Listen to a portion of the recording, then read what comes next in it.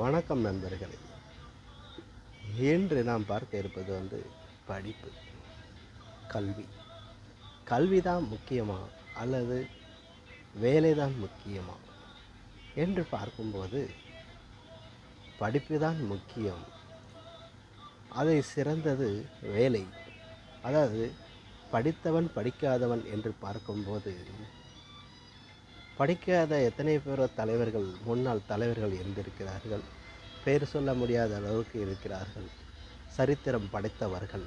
இருப்பினும் அவர்கள் கூட படிப்பு தான் முக்கியம் சொல்லி அந்த படிப்புக்கு எத்தனையோ உதவிகளையும் இன்று வரையும் போற்றக்கூடிய அளவுக்கு செய்துவிட்டு தான் மறைந்திருக்கிறார்கள் அந்த மூத்த தலைவர்கள். இருப்பினும் கல்வியே வென்றது. ஆக இன்றைக்கி எங்கே பார்த்தாலும் பார்த்தீங்கன்னா படிக்காதவங்க மட்டும்தான் இன்றைக்கி படிப்பை பற்றி நிறைய பேசுவாங்க.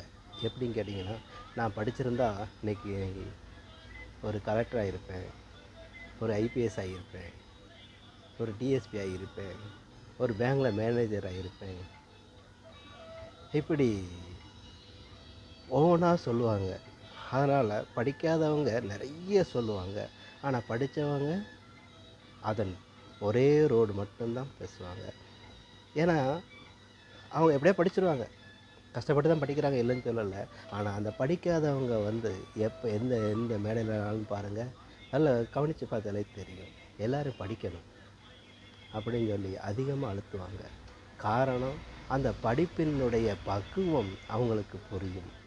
அதாவது நம்ம என்ன என்ன படித்தா என்ன, படிக்கட்டா என்ன, இன்றைக்கி படித்தவன் என்ன ஒழுங்கா இப்படியா, அதை விட நான் நல்லா இருக்கிறேனே அப்படி சொல்லுவாங்க. ஆனால் கல்வி தரக்கூடியது நமக்கு ஒழுக்கம் அண்ட் டிசிப்ளினிங் அண்ட் கொடுக்கிறது ஃபஸ்ட்டு. அதற்கு அடுத்தால நம்மளை ஒரு எல்லாருமே ஒரு இடத்துக்கு போனால் பூங்கொத்து கொடுப்பாங்க, நடுசில் உட்கார வைப்பாங்க, நமக்குன்னு ஒரு மரியாதை கிடைக்கும். அதாங்க அந்த படிப்புங்கிறது. அப்போது கல்வி தான் முக்கியம்னு சொல்லக்கூடிய அளவுக்கு இருக்கிறது இந்த நாடு. ஆக ஒரு தாய்கிட்ட போய் அம்மா உனக்கு என்னம்மா வேணும்னு சொல்லி என்னைக்காவது யாராவது கேட்டிருப்பீங்களா? அந்த தாய்கிட்ட போய் கேட்டால் என்ன சொல்லும் தெரியுமா? எனக்கு வேறு என்னப்பா வேணும், நீ நல்லபடியாக படித்து வச்சு ஒரு வேலைக்கு போய் கை நிறைய சம்பளம் வாங்கி வந்தாலே போதும்பா, வேறு என்னப்பா எனக்கு வேணும் அப்படின்னு சொல்லுவோம் தாய். தந்தை உனக்கு என்ன ஆசைப்பட்டையோ அதை எல்லாத்தையும் வாங்கி கொடுக்கறது தந்தை. ஆக அந்த தாய் சொல்வது மூலமந்திரமே இதைத்தான். தனக்கு உள்ளதை சொல்லவே மாட்டாங்க, அதை மறைத்து வைத்திருவாங்க. ஆக தாயின் கண்ணீர் கடைசி வரை நிறையாசையாகவே இருக்குமே தவிர பையனின் படிப்பு எதிர்காலத்தை பற்றியே சுற்றி சுற்றி இருக்கும். ஆகவே எல்லோரும் நல்லபடியாக படிப்ப வேண்டும்.